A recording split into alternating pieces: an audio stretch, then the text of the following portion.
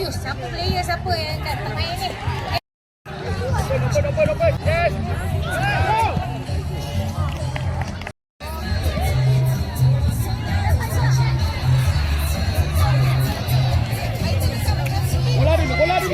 Bola dulu, body shielding. Dalam kawasan padang ada dia baju oranye, hijau. Nanti nampak di sini ya. Nanti baju kamera. Okey. Ini kan salah.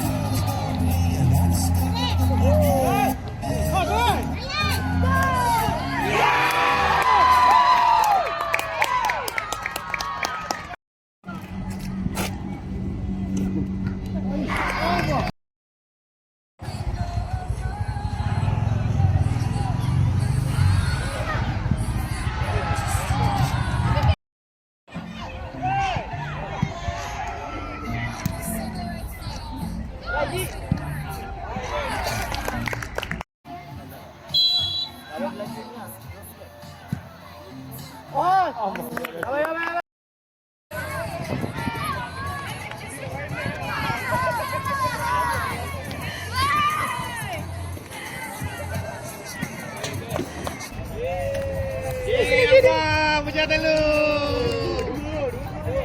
Ayo. Okey. Tak nangis. Terus sikit kamera. Masa sedang berlangsung. Mohon bagi sedikit lagi masa sebelum kita majlis. Okey. Man of the tournament. Okay, man of the tournament. Aiden. Okay. Goalkeeper, you man of the match. Juara. Okey, juara Safisani Putrajaya Junior Community Cup jatuh kepada Permata Selangor FC.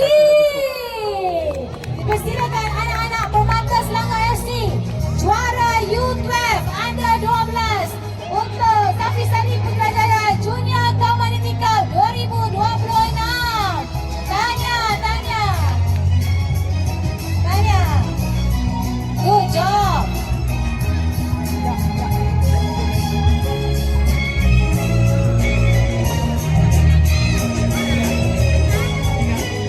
Okey, boleh terus susun